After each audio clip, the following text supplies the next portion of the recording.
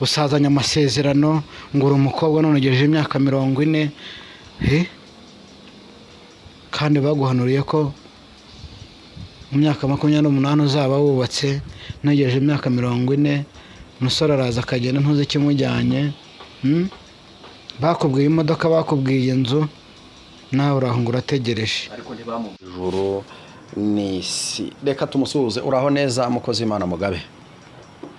muraho neza. Yesu nashimwe cyane. Yesu nahimbazwe. Natwe turaho rero nubwo tuba tumaze iminsi Yego. tutagaragara ngo abakunzi bacu batubone ariko turaho turi amahoro. Kandi ikindi nubwo tuba tudahari nta bindi tuba duhugiyemo, tuba duhugiye mu gusenga, tuba tubasengera. Turaho rero natwe turakomeye kandi n'abandi bose hari abo tuvugana n'abo tudara kuvugana nzi ko bari amahoro. Urakoze cyane. Abo muvugana bose nabo uzi ko ari amahoro ndetse kandi nabo usengera ukomeje kubona Imana ikora imirimo ndetse n'ibitangaza. Mbere y'uko twinjira mu kiganiro reka musabe kugira ngo banze usenge Imana. Mana nziza turagushimye turaguhimbaje, tugushimiye kugira neza, tugushimiye ko waturinze iminsi yose duhereje inyuma, tukaba tugejeje uyu munsi ku itariki ya 14 z'ukwa 11 tugihumeka umwuka w'abazima. Izina ryawe rihabwe icyubahiro. Bara natwe rero muri message tugiye gutanga, mwami ntitwongere cyangwa ngo tugabanye, ahubwo urukundo rwawe rukomeze kutwomaho kandi ukomeze kuturebera baduhe ibyifuzo, ari abarwayi, ari abababajwe mu buzima busanzwe, ari abafite inzara n'inyota byo gukiranuka, abo bose ubahagaraho kandi ubagirire neza. Turasenzera ngo ubane natwe kandi ubane n'abandi bose. Byose dusenze twizeye ko ugiye kubikora mu izina rya Yesu Kristo. Amen. Urakoze cyane ku isengesho ryiza uduhaye. Uyu munsi njya nitegereza nkareba mu bakozi b'Imana cyangwa se abahanuzi, abantu bafite iri zina. Hari abarifite nk'abahanuzi, abarifite nk'abaprofete, abarifite nk'abavugabutumwa, abarifite nk'abapastori. Ni amatitre menshi, hakaza n'andi mazina ndetse kandi asa n'aho ateye ipfunwe burya nuko abantu batabizi. Aho ujya kumva umuntu ndi Kavuzanduru, ndi Giharamagara, amazina nk'ayo ngayo akenshi abayasenga bakayitirira kugira ngo abantu bumve ko bakora umurimo ukaze kandi bakwiye ndetse gutinywa no kubahwa. Uyu munsi ubona ari impamvu ki basubira inyuma kandi akaba ari bo babindiri y'ibyaha? Yarega igihe cyose umuntu azihimba izina, akihimba izina rigaragaza ikibi, ntekereza ko kavuza nazo rwavuze nduru kabusenga Imana. Ngo ndi Kavuzanduru, ngo ndi Giharamagara. Hari igihe usanga amagurupe, hari Ibiharamagara, noneho hakaza ni benshi, ariko noneho bakagira n'ahantu, tukagira n'ahantu akenshi dusengera usanga hafite amazina atandukanye. Hari nk'ahantu usanga hitwa mu rupfu, urumva yenda mu Rusesamanza aho bifite icyo bisobanuye. Ngo bakagira muri Ndemeye, bakagira mu Buvumo. Mbese ugasanga ni amatitre menshi bisanzwe nta n'icyo atwaye pe, kuko ahenshi twagiye tuhasengera tukabona ikiganza cy'Imana, n'abenshi twagiye dusengana nabo tukabona ikiganza cy'Imana. Ahubwo ngiye icyo ngarukaho cyane niyo titre usanga hafite cyangwa uwo muntu afite, ariko mu by'ukuri tugakomeza kumubona mu bikorwa bibi amamaza. Sinzi uko buri wese aba abyumva, ariko amazina nkanjye nta nubwo mba numva, ntago nayiyita, nta n'uwayanyita. Nta n'uwayanyita. Ngomba kwitwa izina niswe n'ababyeyi, nkitwa izina riri mu ifishi, mu ifishi nabatirijweho. Nta yindi zina nakihimba ngo kubera ko ubuse nanjye ko nsenga cyane nkajya no mu butayu nkanagenda njyenyine nanjye nziyita igiharamagara. yo kugomba Oya. igiharamagara. Oya, ntabwo ari byiza. Noneho hari n'ibindi bisigaye byeze basigaye baniyitirira inzego. Ku buryo ugera ahantu wakubitana no witwa ko ari pasiteri ukumva ariyitirira urwego runaka, cyangwa se ukumva afite iterabwoba. Ariko ibi ni iki biri gutuma abantu basubira inyuma cyane? Ni rya fungwa ry'insengero? Aya ntabwo ntabwo ari uko insengero zifunzwe ngo abantu biyitirira ibyo ngibyo, ahubwo buriya ntekereza ko n'umunywi w'inzoga buriya ushobora guhura n'umuntu akakubwira ati nzakwica yanyweye, ukagenda avuga ngo nayo inzoga. Buriya umuntu asinda ikimurimo. Niba waravutse ufite umutima mubi keretse Imana yonyine, naho njye niyo nagusengera nkakubita amavi hasi nkakoboka, ntabwo naguhindura. Biragoye rero. Ubundi hari ikintu bita ubwiyemezi kugira ngo abantu wereke abantu ko kugira ngo bakwemere. Nk'ubu hari abantu bababaje abantu benshi, ni mesaje ndibuze kuvugaho Imana yampaye iri joro, ndibuze kuvugaho ijyanye n'abantu bise abahanuzi bakita abakozi b'Imana, bajya gusengera abantu bakanza bakavuga ngo mpa amafaranga. Imana yacu ntabwo icuruzwa, Imana ntinacuruza. None se Eric Mugabe, yenda uyu munsi twavuga ko abakozi abitwa ko ari abakozi b'Imana, shebuja wabo ninde? Shebuja wabo se? Umukoresha wabo. Umukoresha ni Satani. Satani si ukoresha ibibi. Ntabwo mvuze abakozi b'Imana bakora ibibi. Abakozi b'Imana muri rusange bakorera Imana, bavugira Imana. Shebuja wabo ninde? Yesu Kristo. Yesu Kristo. Nami wakomeretse. Reka tuyirebe tujye tunabibwira n'abakunzi. Ni 82 mu gushimisha. Wahemutyo mwami ushinyagurirwa, kera utaraza mw'isi ayiwe wari ufite ubwiza, dore uko bagushyize murabo bambuzi, kera utaraza mw'isi ayiwe wari ufite ubwiza, dore uko bagushyize murabo bambuzi, mpindukirira undebe mukiza w'ukuri, n'impano y'imbabazi njya nkubonera mo Yesu wanjye, Yesu warampfiriye, ayiwe n'ibyanjye wazize, umpa amahoro masa kuko nkwiringiye. Yesu wanjye, Yesu warampfiriye, ayiwe n'ibyanjye wazize,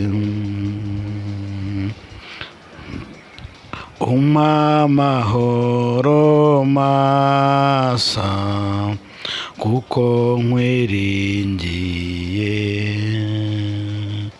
kandi imipfire yawe ayiwe niyo yankijije, intera kugushima ndagushima mu kubaho kose. Imbabazi nizawe ayiwe mucunguzi wanjye, naho urupfu rwantera ntacyakunkuraho.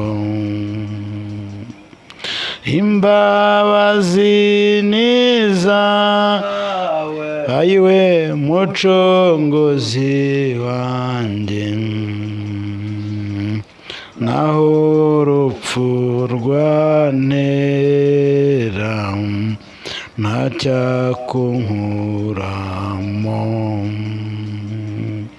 No mu ipfa ryanjye Yesu ayiwe uzambe bugufi, urupfu nirunsinda uzamara ubwoba. Kuko umubiri wanjye ayiwe uzabura uveho, nyamara nzakubona mu maso mukiza. Kuko umubiri wanjye ayiwe uzabura uveho, nyamara nzakubona mu maso mukiza. Mukiza wanjye mfite ayiwe ubwuzu nishimwe, ngo ndebe inkovu zawe wagize ku bwanjye. Umpe kunesha ayiwe nk'uko wanesheje, hahirwa uzapfa apfira muri wowe Yesu. Umpe kunesha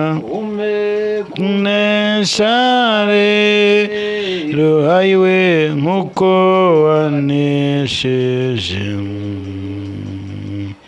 hahirwa uzapfa apfira muri wowe Yesu. Amina. Ngo umpe kunesha nk'uko wanesheje, ngo hahirwa upfa apfiriye muri Yesu. Imana itugire neza. Buriya ni byiza iyo uririmbye indirimbo ukanayisobanura, ngo umpe kunesha nk'uko wanesheje, ngo ariko hahirwa uzapfa apfira muri wowe, ngo imbabazi ni izawe. Amen. Ngo imbabazi ni izawe mucunguzi, ngo naho urupfu rwansinda uzamara ubwoba. Amen. Gatatu akavuga ngo kandi imipfire yawe niyo yankijije, intera kugushima mu kubaho kose. Ngo imbabazi ni izawe. Amina, haleluya. Ngo imbabazi ni izawe. Urumva ko imbabazi, Imana igira imbabazi. Ngo imbabazi ni izawe. Imana ishimwe cyane. Ngo mucunguzi wanjye, naho urupfu rwantera nta cyakunkuramo. Amen. Mbese baratuba turi muri Yesu neza, turimo. Imana ishimwe cyane. Ako wari bwaririmbe cyangwa ugasenga ukajya kumva mbese murafata nko ku gishura cya Yesu, kumva wamwegereye. Imana ishimwe cyane. Ngo naho urupfu rwantera nta cyakunkuramo. Imana ishimwe cyane. Ariko kudakizwa ni bibi. umuntu udakijijwe we araba ahombye. uhombye byinshi Uzi iyo urimo gusenga kumva ikibazo kikurimo ugiye kuyifata. Yawe nifurije abakunzi bacu bumva ubutumwa bwiza bw'Imana. Kuba muri Yesu ni umunyenga. Naho wasonza, naho wagira ute, kuba muri Yesu ni umunyenga. Kuba muri Yesu ni byiza. Nabifuriza kuba muri Yesu kuko nta handi byiza tuzabibonera keretse muri Yesu. Nta handi ibyiza tuzabibonera keretse muri Yesu. imbabazi z'Imana kuruta imbabazi za Yesu. Umuntu wagira ngo umuntu aho urupfu rwante. Hano ku gitera cya kabiri haravuga ngo umuririmbyi aririmba aravuga ngo mpindukirira undebe. Rirundebe mukiza w'ukuri n'impano hano y'imbabazi njya nkuboneramo.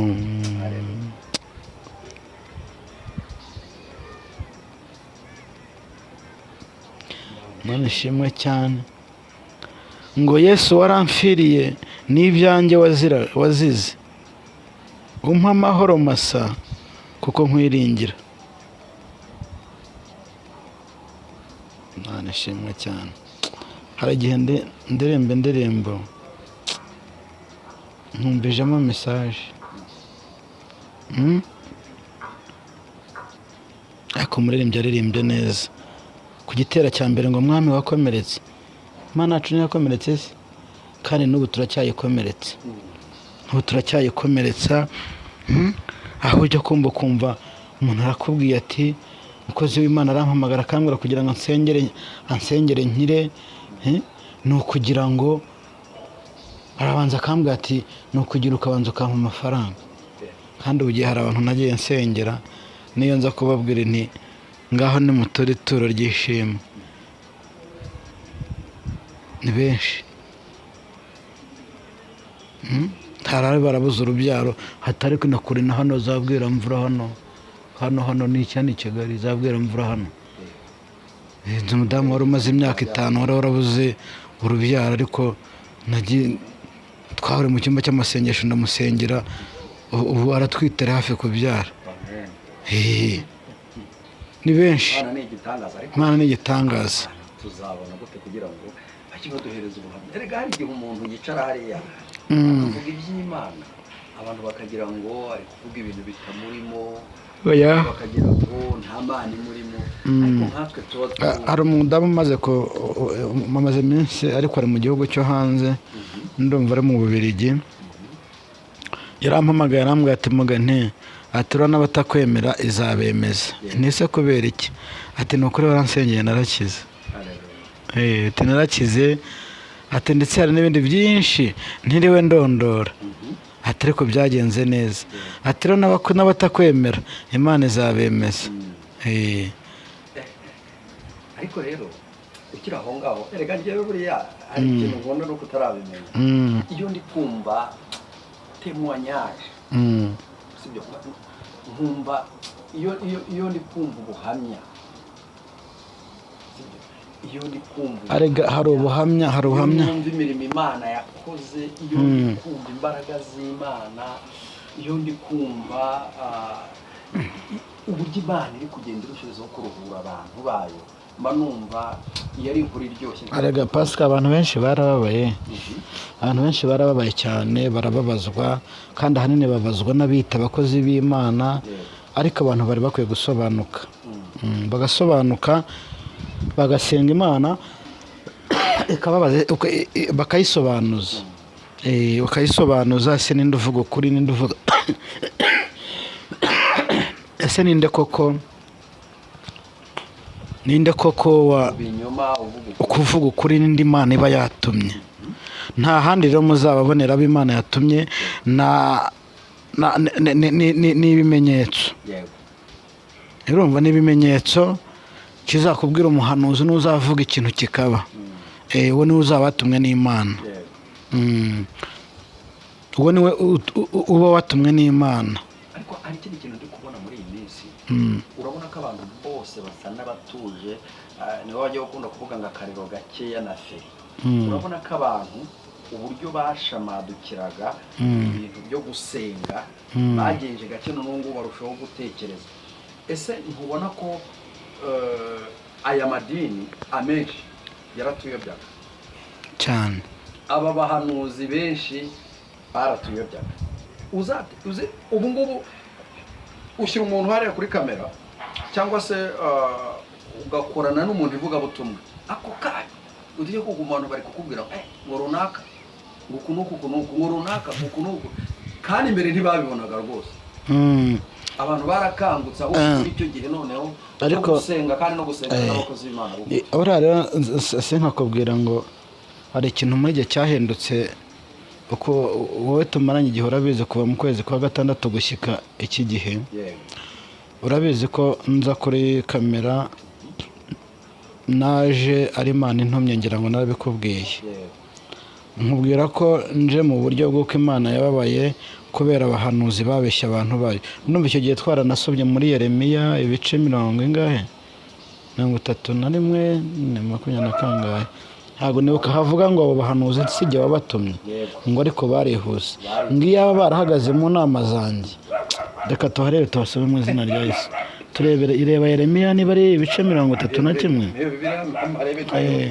Harebe urumva impamvu rero nta yindi impamvu nagira nkubwira ko ahanini naka kanyamuneza mufite, ngira ngo urabizi ko namaze amezi angahe no kumwenyura ngo nseke bidashoboka. Imana impa message zikakaye gusa ntago burana nishimye, ariko n'ubu no kubona ndimo ngenda ku mutima ndakeye no ku mubiri ndakeye, kubera ko hari ibintu Imana yantumye navuze kandi byasohoye. Si ukuvuga ngo harabo byasohoreye mu maso yabo, ariko hari ibyo gihe mbona umwuka yambwira ati narabisohoye, byarasohotse, ibi byavuyeho, warabisengeye mwana wanjye wagize neza. Niyo mpamvu rero ubona abahanuzi abenshi babeshyera Imana bacitse intege. Na byandi mwita ngo ni amaviyuzi ngo murinjiza ku macano yabo barinjiza. Ndagira nkubwiza ukuri, ubu hari ntuze nyinshi, amacano menshi atakibona ntuza ni monetize viyuzi, kubera ko hari abajyagaho bakabeshyera Imana. Abo rero Imana yabashyize hanze. Niyo mpamvu uzajya utegereza umuhanuzi ngo azagaruka kuri YouTube, ugategereza ugaheba. Ejo bundi twabonye umuhanuzi mu minsi yashize w'umugore, abantu mwaramonye kuri social media, araza hanura urupfu ku mugabo witwa Tisiye, anashyiraho n'igihe agomba gupfira. Aravuga ngo ntazarenza ukwezi kwa 9. Reka nkubwire, none urumva Tisiye yarari mu byuma, ariko ubu tuvugana Tisiye yarakize. Icyo nshaka kukubwira ni iki, n'abanyarwanda badukurikiye bajye batega amatwi basobanukirwe.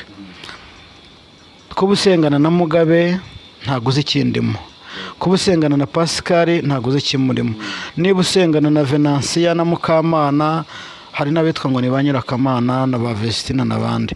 Ndagira ngo nkubwire ngo senga Imana, umusobanuzi Imana utese Vestina turiho dusengana, ese Pascal turiho dusengana, cyangwa Pascal ukazusi Mugabe turimo dusengana, ni muntu ki?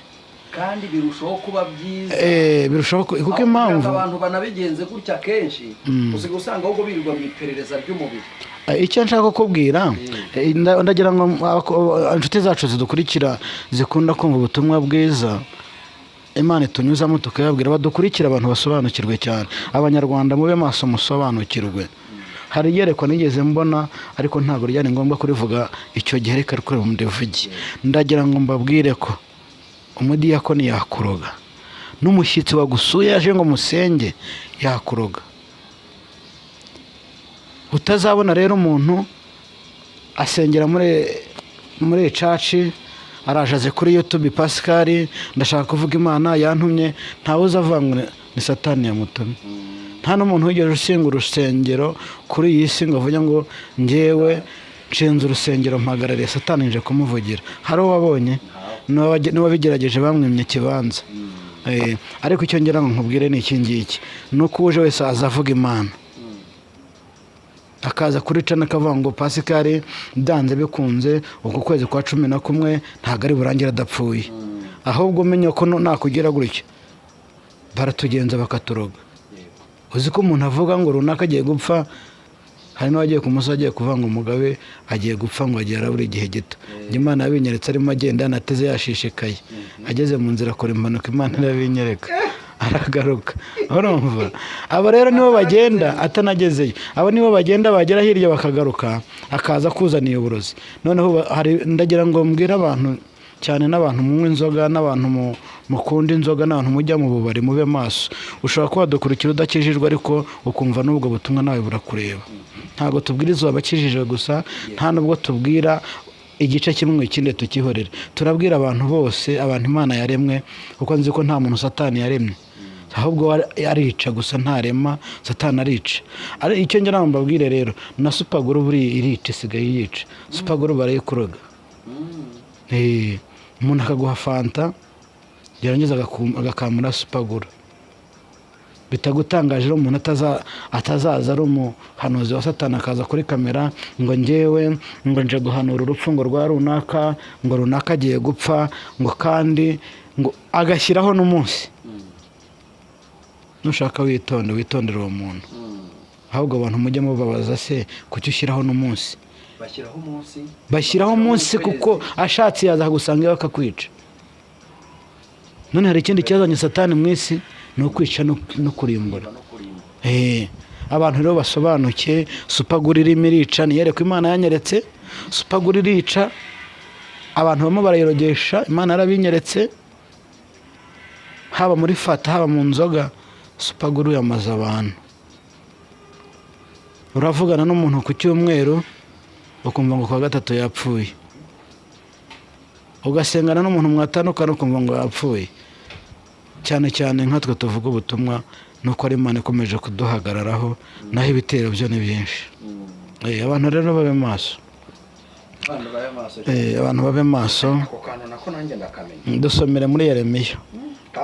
Kandi nawe ukunda ntuzi, ukunda fanta ya Coca ndabizi, nawe ube maso rero. Ngewe na fanta komera rero, ntukagira aho ujya.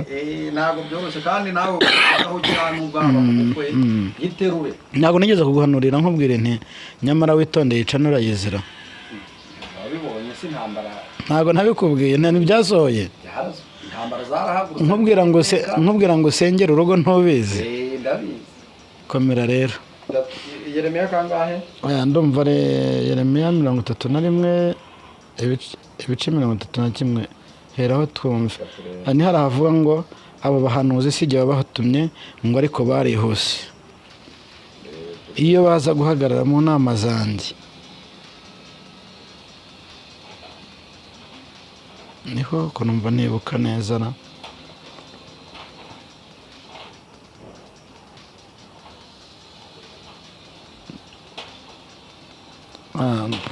abantu rero babe maso, abantu babe maso kuko ntago byoroshye.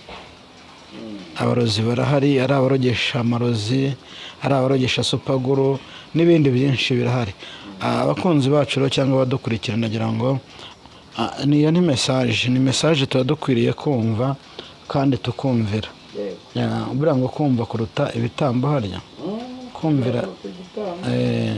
Abantu rero babe maso kugira ngo bakanguke. Ntago abatubwira ko badukunda bose ariko dukunzwe. Ntago ariko badukunze. Kandi bazaza nyine bitwikira ayo magambo nkuko wari umaze kutubwira ijambo, ariko Uwiteka si uzaba wabatumye. Ntago ari uzaba wabatumye. Ni byiza ko n'abantu banasenga. Wahabonye? Ni byiza ko n'abantu banasenga bagasobanukirwa, bakamenya bari kuza kubasengera abari bari kuza mu ngo zabo. Kuko dukunda kwizera, abarokore dukunda kwizera. Buriya umurokore wa nyawe uzi ko ashobora kujya ahantu bari gukora ibikorwa runaka, we akavuga ati ngenda bikora ntimunyishyure, ariko akabikora kubera ko ni umurokore, afite igikorwa cy'urukundo, afite urukundo muri we, akabikora. ariko se uri kubikorera ninde? Wagakwiye kubanza gusenga ugasobanuza. Noneho handi sinzi ni Dawidi yaravuze si umwanzi wantutse si n'umuturanyi wanjye ngo ahubwo ni wowe twagendanaga. Ntacyo naguhishe nicyo nzize. Buriya no mu by'ukuri tujye twitonda cyane abanye kwizera kurenze urugero, nibwo tuzabasha no gukora uyu murimo data yaduhamagariye. Kandi nk'uko iyo message itambutse ndagira ngo abenshi murayumvise mwumvise neza ko ari ukwitonda tukaba amaso, ariko cyane muri bene data. Ntago byoroshye, ntago byoroshye. Abantu babe maso, abantu babe maso cyane. Dusomere ni Yeremiya bice 23 umurongo wa 21.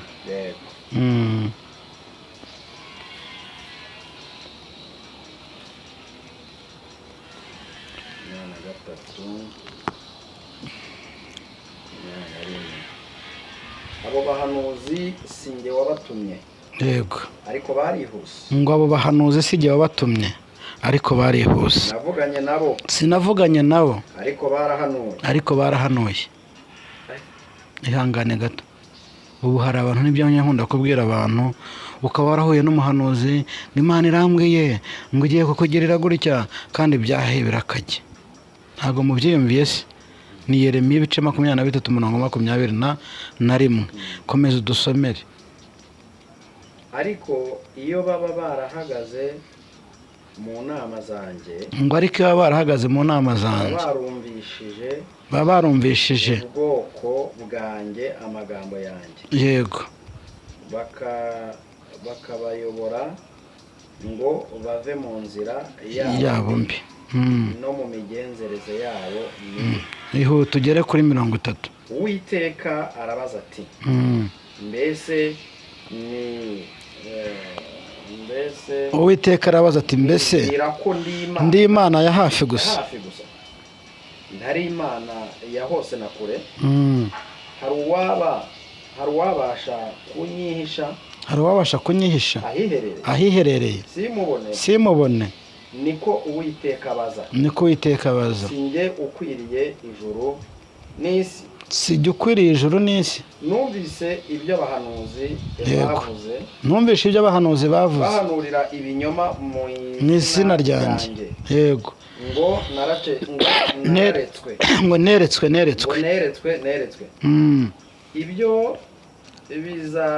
Ibyo bizahereza he kuba mu mitima y'abahanuzi. Imana ishimwe cyane. Ihanganira ibinyoma.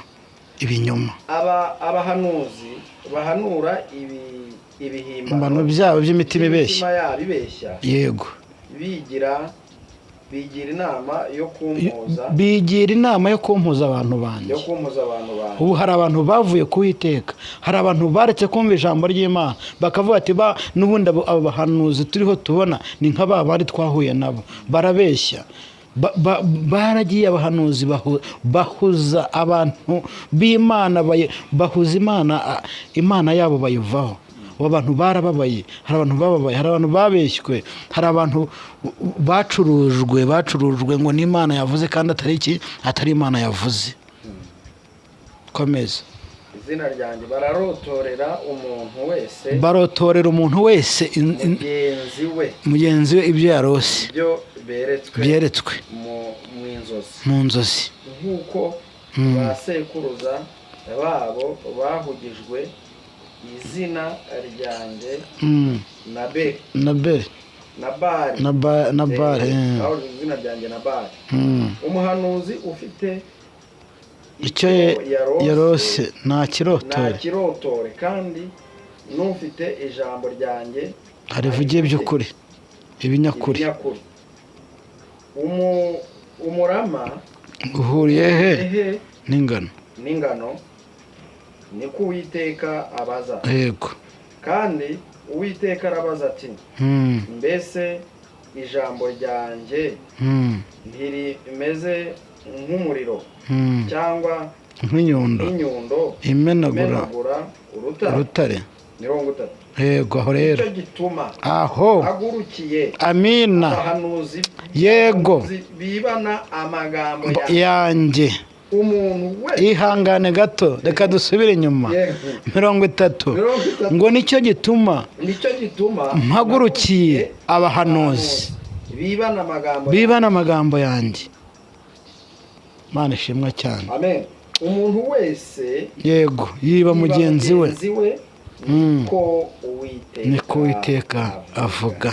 dore mpagurukiye abahanuzi bahimbisha indimi zabo bati yaravuze dore mpagurukiye abahanuzi bahanura iby'inzozi n'iby'ibinyoma Uwiteka avuga bakabyamamaza kandi bakayobesha ubwoko bwanjye ibyo binyoma byabo no kwirarira si byo twaza tuvuga se no kwirarira kwabo kubusa. nyamara sinabategetse kandi ntacyo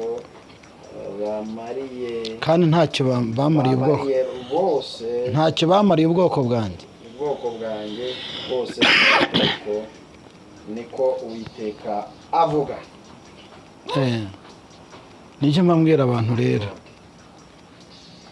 Yeremiya ibice 23 muhasome ibice 23 umurongo wa mbere muhasome mwumve icyo Imana ivuga ku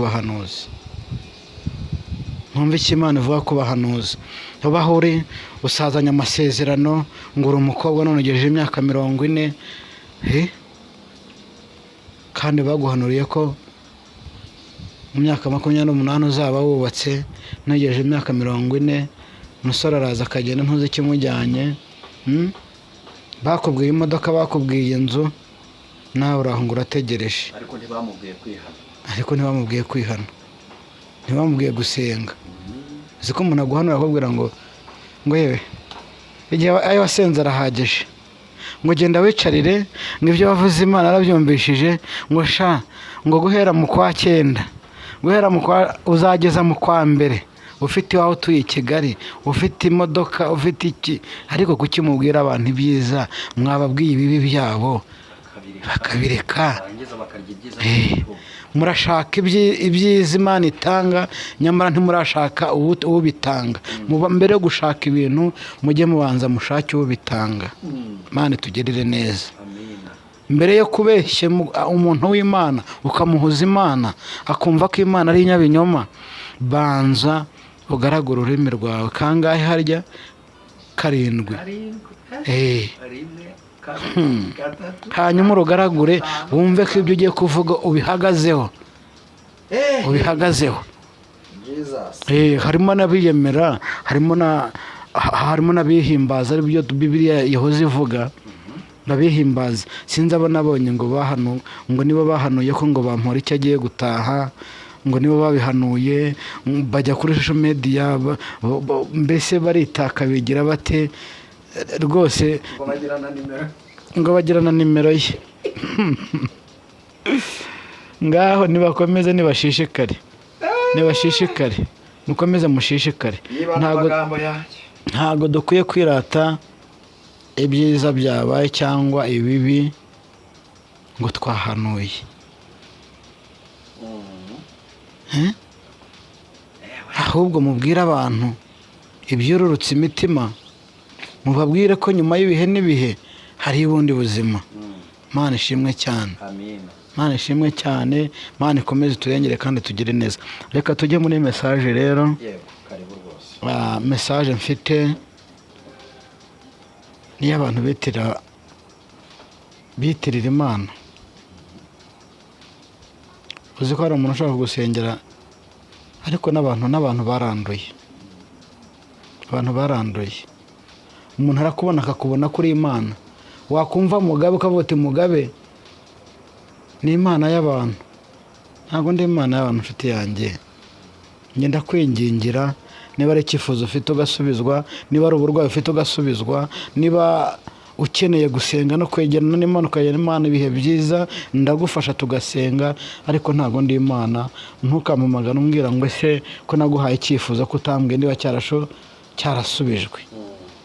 Ndasaba nanjye gusa amahirwe ngira nuko nsaba Imana ntinyime, ariko tujye twumva ko turi abantu, turi intumwa za Yesu, ariko ntabwo turi Imana. Abantu rero bajya bisobanukirwa. Hari n'abanyandikira bakambwira bati twaguhaye icyifuzo tubwira aho bigeze cy'Imana yakubwiye. Nshobora no kukima nkagisengera nkasaba Imana ariko ntimbwire ko igihe izagisubiriza. Ubuse ntabwo nasengeye bagasubizwa ntibansumbwire, barahari. Kandi ntibimbwire ati runaka naramushubije, ntigaceceka ikanyihorera. Ntabwo ari radiyo. Ese Imana yacu ivuga igihe ishakiye, igihe wowe ubishakiye. Ntabwo ari radiyo ugenda ugakora kuri volume ukongeza. Iyo yabishatse iravuga. Gusa ubu ndumva nishimye kuko ibyishimo byanjye bifite ishingiro. Ijoro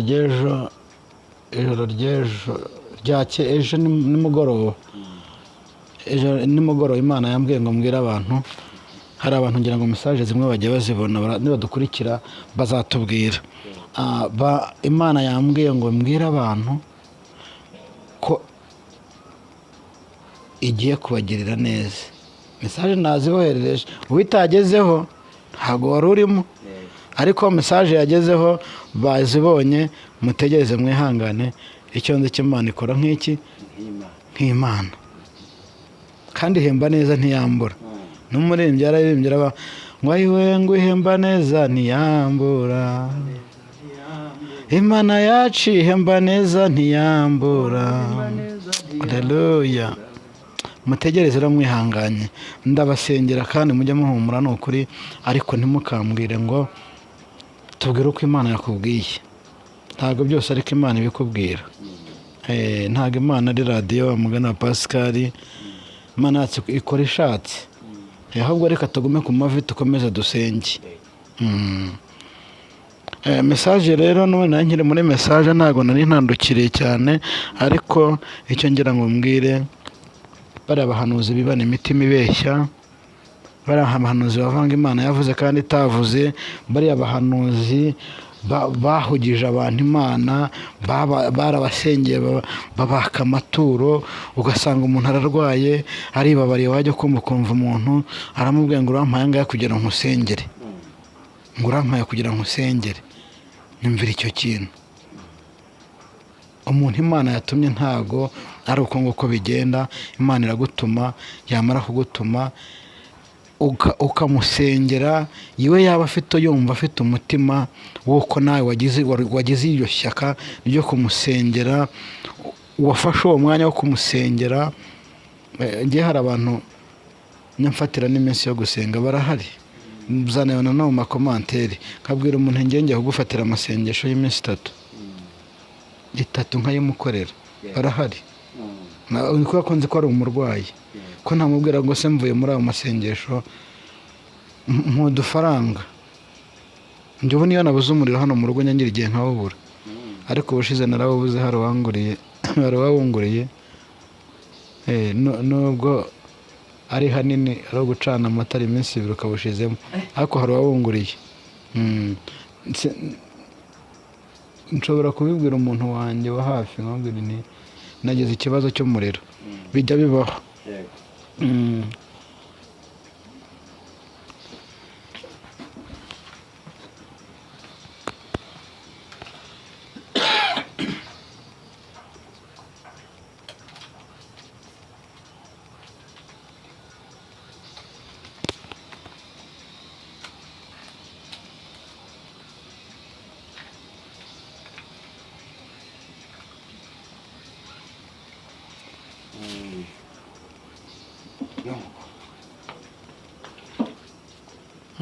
Rero ntago uwo mwanya ngewe